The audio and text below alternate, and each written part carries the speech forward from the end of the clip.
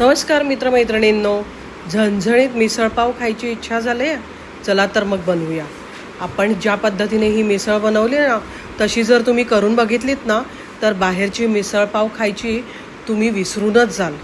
चला तर मग सुरू करूया.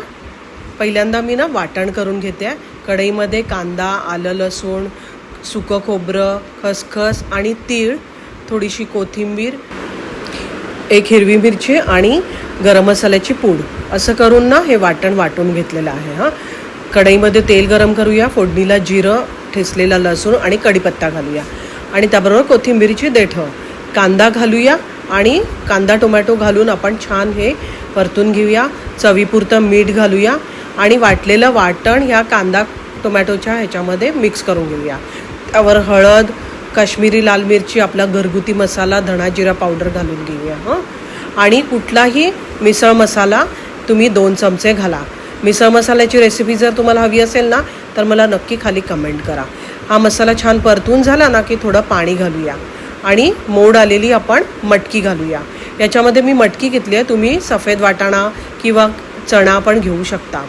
सगळं परतून झालं की तुमच्या आवडीनुसार पाणी घाला पातळ करायला. म्हणजे मी इथे 2 ग्लास पाणी घेतलेलं आहे आणि छान मिक्स करून ना झाकून ठेवूया. आणि मी इथे ना चवीपुरतं गूळ घातला आहे. मला थोडीशी ना अशी गोडसर मिसळ खायला खूप आवडते. मस्त आपल्या मिसळला एकदम छान उकळी आलेली आहे. बघा किती मस्त उसळ आपली छान शिजलेली आहे. मस्त दिसते ना, बघायलाच छान आणि घमघमाट तर इतका छान आला आहे ना. थोडीशी थंड होऊ दिली, मस्त तरी दिसते बघा. चला सर्व करूया. मी इथे ताटात मिसळ काढून घेते. त्याच्यावर थोडीशी तरी टाकून घेऊया. थोडा फरसाण घालूया आपण. त्याच्यानंतर बारीक चिरलेला कांदा आणि कोथिंबीर घालून घेऊया. याच्यावरती थोडंसं टोमॅटो चिरून घातलेला होता आणि मस्त लिंबू पिळूया. छान कोथिंबीर घालूया आणि पावाबरोबर आपण मस्त ह्याला खायला सुरू करूया. मी चव बघते कशी झाली आहे ती. आहा हा हा हा हा, इतकी मस्त झणझणीत आणि खूपच छान झालेली आहे.